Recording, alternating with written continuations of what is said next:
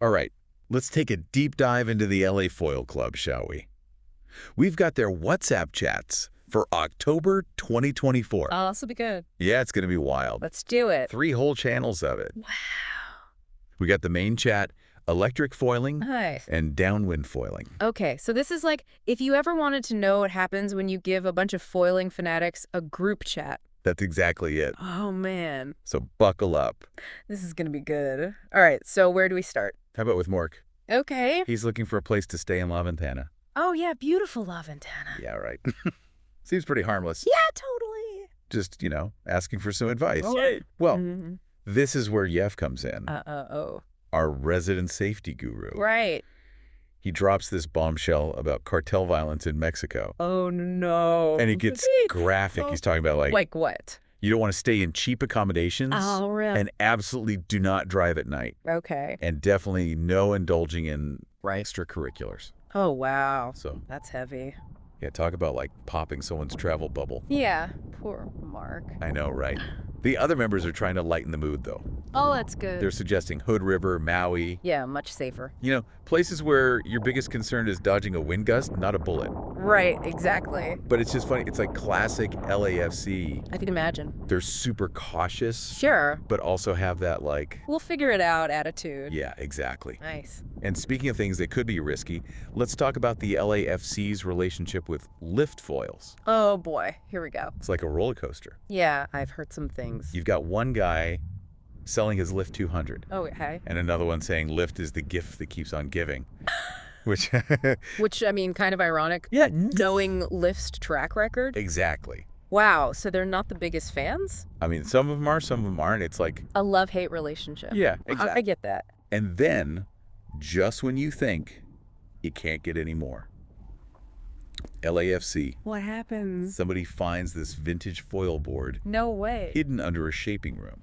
What? Supposedly the first one ever made in California. Wow. Designed to be knee paddled. Wait, what? Knee paddled. Knee paddled. Can you imagine? I can't even imagine trying to balance on that thing. That's got to be hard. It's like a relic from a time when foiling was still in its experimental phase. Yeah, like the Wild West of foiling. Exactly. Cool. Now let's jump over to the electric foiling channel, All right, let's see what they're up to. where the obsession with all things innovation is I bet. just like on full display. Yeah. One member's like, can I use lift surf foils on an e-foil setup? Interesting question. Right. And of course, who comes in to save the day? I think I know who. Glenn. Is it Glenn? Glenn, yeah, the ultimate e-foil tinkerer. Oh, Glenn. He's like, yep, I've done it. Of course he has. Of course he has. Classic Glenn. And it's just that LAFC spirit of why not? Yeah, totally. Let's give it a shot. You never know until you try it. Exactly. Yeah, that's a good attitude. Speaking of things you never know, let's talk about sharks. Ah. October was a bit of a sharky month for the LAFC. Yikes, that's not good. It all starts with someone sharing a Kiahi de Aboyges video. Ah, the legend. Right. They're praising his smooth foiling. Yeah, he's amazing. But then someone else chimes in and is like, wait a minute, What? he must be writing a prototype. Really? Because their experience with the same foil was anything but smooth. That makes sense, I guess. Those Wait. pros, they make everything look so easy. I know, and then things take a dramatic turn. Oh no, what now? We get this don't tell my spouse story Okay. about this member who's foiling at sunset, feels vibrations. Oh no. Then bam, shark bite. Oh my gosh, are they okay? He's okay, he's okay. Okay, good. But then the chat explodes with a debate about whether the bite marks were from a shark or a seal. What? How can they even tell? I know, right? Gee. And then someone casually mentioned seeing great whites breach at sunset every year. Every year. It's just like, It's no big deal. it's the LAFC. Even shark encounters are just another day. Wow, that's intense. I know. But I guess it makes you wonder, About what? like, how do these experienced foilers deal with the risk, you know? Yeah. Is it just respect for the ocean, or are they in denial, or a bit of both? That's a good question, because it's not just sharks they have to worry about. Oh, no, what? There's like this serious tension brewing between surfers and foilers at Seal Beach. Here we go. We've got this story about an e-foiler who keeps cutting off this surfer. Not cool. I know, and the surfer's friend actually confronts him. Wow, so it's getting heated. Yeah, it's this clash of surf cultures, Yeah, I see and it just highlights the need for, that. Some rules, etiquette. etiquette. Yeah. especially as foiling gets more popular. Right, and more crowded. Exactly. So are there any rules? Well, this is where Bruce comes in. Okay. He's like this self-proclaimed foiling etiquette police. Oh, really? Yeah, he lays down the law in the chat. What does he say? He's got strong opinions about SUP foilers in the lineup, Oh, interesting. and he's all about maintaining a good image for foilers. That's probably a good idea. Right. Because they are the new kids on the block. Yeah, and people can be quick to judge. Exactly. Yeah. But then, just when you think things are calming down, What happens? video clip surfaces Oh. showing a foiler colliding with a surfer. Oh, come on. And the chat erupts. I bet. I've got conflicting accounts, accusations flying, just, Yeah. yeah, complete chaos. Classic internet. It's like this classic he said, she said. Right Yeah, underneath believe. the I bridge. know. It's tough, but it just highlights the importance of being aware of your surroundings. Right, There's a situational man over awareness. there. Exactly. Especially when you've got so many people sharing the same space. Yeah, that's a good point. That's super And cool. then, just when you think the drama's Ajay over, It never ends. this member innocently asks about custom foil boards. Okay, so back to the gear. Yeah, and it sparks this debate that could rival a philosophical treatise. Really? I'm not kidding. It's intense. That's funny. Some members are like, production boards are fine, especially for beginners. Yeah, that makes sense. Right. They're designed by pros. They're way more affordable. You can't really argue with that. Exactly. But I bet some people do. Oh, they do. Okay. Then you've got the custom board evangelists, Like who? like Jeff and Andy. Right, the shapers. Yeah, they're all about that personalized performance. I get that. The joy of riding a board that's tailored to your exact needs. Yeah, it's like a bespoke suit, but for foiling. It is. It's like that next level That's of refinement. refinement, exactly. Right. And it's just fascinating to see this passion Yeah. within the LAFC. Yeah, they really take it seriously. They do. It's not just messing around. They're really invested in the technical side of it. That's cool. Now, let's lighten things up a bit, Okay, good. because foiling can be serious business. Yeah, for sure. The chat dives into this debate about what color to choose for a custom board. Oh, this should be good. And this is where the LAFC's playful side comes out. Oh, okay, tell me everything. We've got Irwin claiming that pink is the fastest color. Of course it is. Then we have Califolia suggesting that you should ride several different colors before committing. Wise advice. And then you've got Brad, always the practical And one. does Brad say? He's advocating for a multicolored board for safety. That makes sense. I know, right? Smart Brad. It's like you can't make this stuff up. I know, it's too good. It's a good reminder that even in a sport as technical as foiling, there's still room for fun. For sure. Now, it wouldn't be a deep dive into the LAFC without talking about their legendary happy hour. Oh, yeah, I've heard about this. The announcement drops in the chat with the tagline, 1, 2, and firing, be there or be square. That sounds intense. Right. I love it. And they're even hinting at an evening e-foil cruise. Are you kidding me? Only the LAFC could turn a happy hour into an extreme water sport adventure. I know, there's something else. I know. All right, so happy hour is covered. Happy hour is covered. What about gear? Oh, the gear. Any juicy gossip? The chat is buzzing about Unifoil's new releases. Oh, the anticipation. I know, there are members practically begging for information. Unifoil's keeping everything under wraps. Line hard to get, huh? Exactly. It's like, remember earlier in the month when they were all about keeping new releases secret? I do, actually. And now they're complaining about the lack of info. It's like, you can't please everybody, That's so true. especially when it comes to the latest and greatest. Especially foiling gear. Right. Yeah, people get really passionate about it. They do. It's like a whole other level. It's understandable, though. And just when you think we've covered every possible foiling discipline, Oh, there's more. this member pops up asking about learning to flat water pump using a foil drive. Okay, see, that's new to me. It just shows you how much this sport is evolving. Constantly changing. Constantly, yeah. That's cool. And the LAFC is right there on the cutting edge, Of course they are. trying it all. That's the spirit. All right, now let's head back over to the Downwind Foiling channel, Let's go. Back to the drama. where things are heating up again. What's happening? Patrick is trying to back out of selling some foil gear to Joseph. Oh, Patrick. Classic Patrick. What's he up to this time? I don't know, he's got seller's remorse or something. That's funny. But the chat won't let him off so easily. Oh, really? They actually hold a poll to decide his fate. No way. And the results are overwhelmingly in favor of Joseph getting his gear. Oh, that's great. The LAFC, where community pressure is a powerful force, Especially when it comes to gear. especially when it comes to gear. That's too funny. And finally, we wrap things up with the return of a legend, Okay, who is it? Marcus Edegren. Oh, the Olympic guy. Yeah, the former Olympic kite foiler. Right. He's thinking about getting back into prone foiling. Really? After all this time? Yeah, and Leland greets him with this. With what? Prone foiling died after you left the Olympics. Oh, no, he didn't. I know, right? Poor Marcus. But, Leland's comment, even though it was a joke, yeah. it does highlight how much the foiling landscape has changed. Right, like prone foiling is...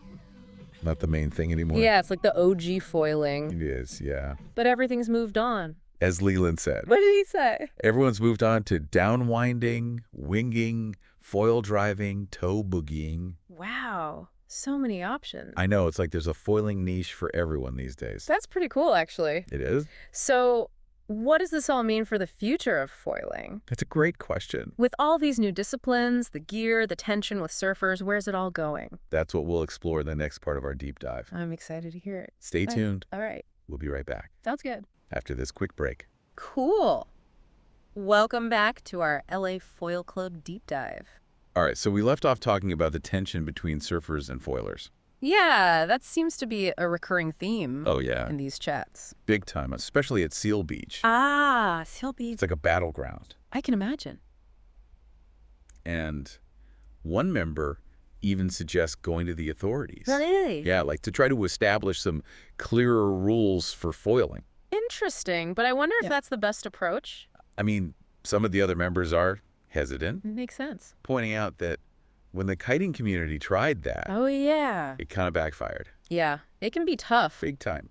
to get those kinds of regulations in place. Yeah, it's And you don't want to create more tension Right. with the surfers. exactly, because the LAFC, they want to enjoy the sport, Of course. but they don't want to be pushed around either. Yeah, it's a tough balance. It is. They don't want to lose access to the waves. Right. They're not trying to take over the ocean. No, but they just want their space. Exactly. And with foiling getting more popular, It's getting crowded, yeah, those waves are going to get more crowded. for sure. It's going to take some serious diplomacy. Yeah, or luck. Maybe a bit of both. I think both. To find a way for everyone to coexist peacefully. Yeah, because everybody wants to have fun, right? Right. That's the whole point. But amidst all the, the drama and the debate, Yeah. there is this really strong sense of community within the LAFC. Oh, absolutely. You see it in how they share, like, tips and advice. Right. They're all about helping each other out. And even gear. Yeah. Like, one member mentions he's thinking about getting into downwind foiling, Okay. and the chat just explodes with all these recommendations For what? for boards, equipment, everything. That's cool. They're like a support group. Yeah, it's like a virtual gear swap meet, That's a good way to put it. but with way more enthusiasm. that. And they even organize group outings. Like, remember that happy hour at Gladstone's? Yeah, the one with the epic tagline. 1, 2, and firing, be there or be square. I love that. Right. I wonder if they went for that nighttime e-foil cruise.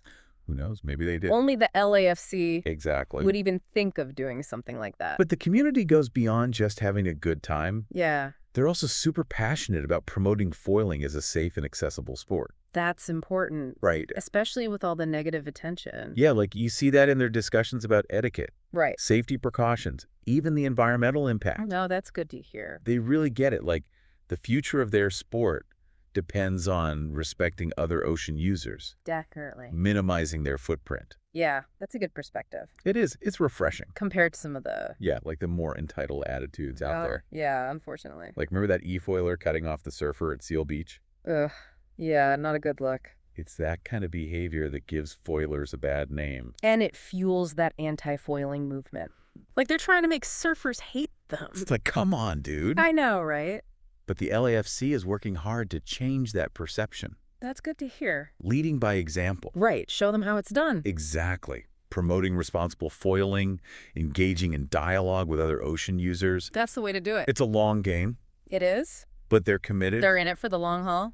They are. Speaking of long hauls, let's dive into the world of custom foil boards. All right, let's get geeky. This is where the LAFC's passion for pushing boundaries really comes out. I can't wait to hear this. So it all starts with an innocent question That's really, though. about the benefits of custom boards. Okay, but we know how these things go. We do. With the LAFC. Right. one question leads to a whole debate. Oh, absolutely. And before you know it, What? the conversation has spiraled into a full-blown debate about custom versus production, The age-old battle. the age-old battle. And you've got some members who are like, production boards are fine. Yeah, especially for beginners. Exactly. They're designed by pros, way more affordable. Right, why spend a fortune when you're just starting out? That's their logic. Solid logic. But then you've got the custom board aficionados, Right, the diehard. like Jeff and Andy. the shapers. They're like foiling board whisperers. Really? They're all about that personalized performance. I bet. The joy of Yeah. riding a board that's been crafted just for you. Yeah, it's like having a tailor-made suit Exactly. That next level of refinement. that they're always searching for. Yeah. And they get into the nitty-gritty details too. Like what? Board design, foil dynamics, how different setups impact performance. That's pretty impressive. It's a lot to take in, but it shows you how deep their knowledge goes. Yeah, they're not messing around. These guys are serious about their foiling. About their foiling, exactly. That's cool. And they're always on the lookout for the latest and greatest.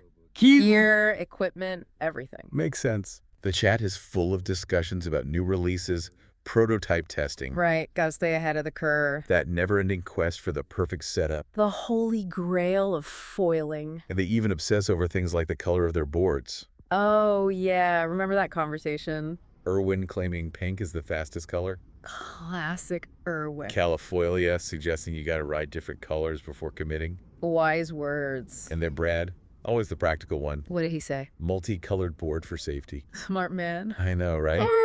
It's like the LAFC, they're serious about performance, For sure. but they don't take themselves too seriously. That's good. Gotta have some fun with it. Exactly.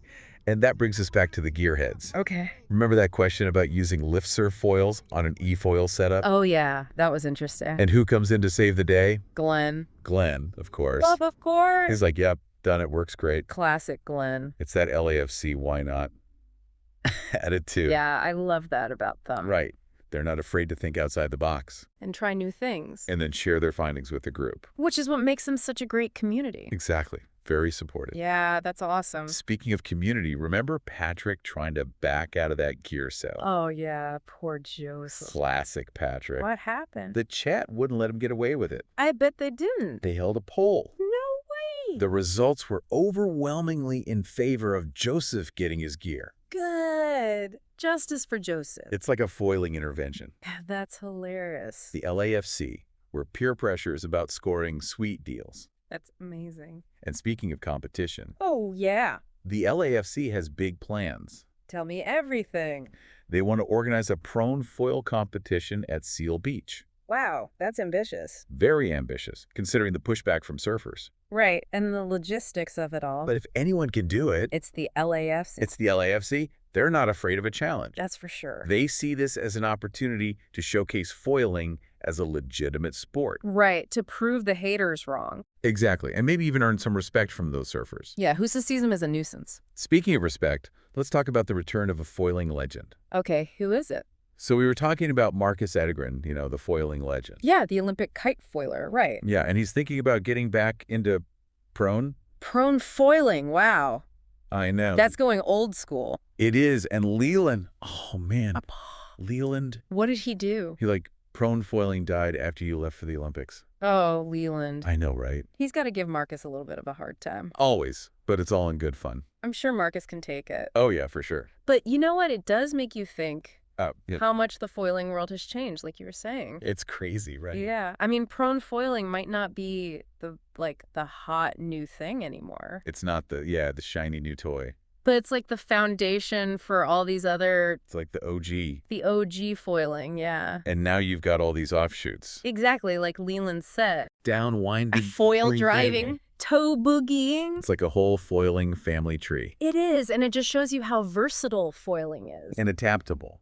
Yeah, I mean, it's not just one thing. It's like, It's a whole way of life. it's a whole way to experience being on the water. Exactly. So where do we go from here? Right. Like, what does all this mean for the future of foiling? Good question. With all this new gear, new disciplines, The tension with surfers? it's hard to say, but if the LAFC is any indication, It's going to be wild. it's going to be wild, yeah. These are some passionate people. They are, They're dedicated, opinionated. and they're not afraid to push the boundaries, Not at all. which is great for the sport. Yeah, they're experimenting, exploring, challenging the status quo. And they're having fun doing it. That's the key, right? Yeah, that's what it's all about. You know, they make mistakes, they debate, they disagree, But they also laugh at themselves along the way. which I think is so important. It is. It keeps things in perspective. And maybe that's the biggest takeaway from this whole deep dive into the LAFC. What's that? Foiling, at its core, it's about having fun, Yeah. pushing your limits, connecting with people who share your passion. Sharing the stoke. The stoke, the wipeouts, the knowledge. The whole experience. The LAFC, they might just be a small part of the foiling world, but Their energy is contagious. so contagious. And I think that reflects the energy of the sport as a whole. It's an exciting time to be a foiler. It is. So what does the future hold? Who knows? But it's going to be a wild ride. And we'll be here for it. That's all for this deep dive into the LA Foil Club. Thanks for joining us. Until next time, keep foiling. And remember, pink is the fastest color.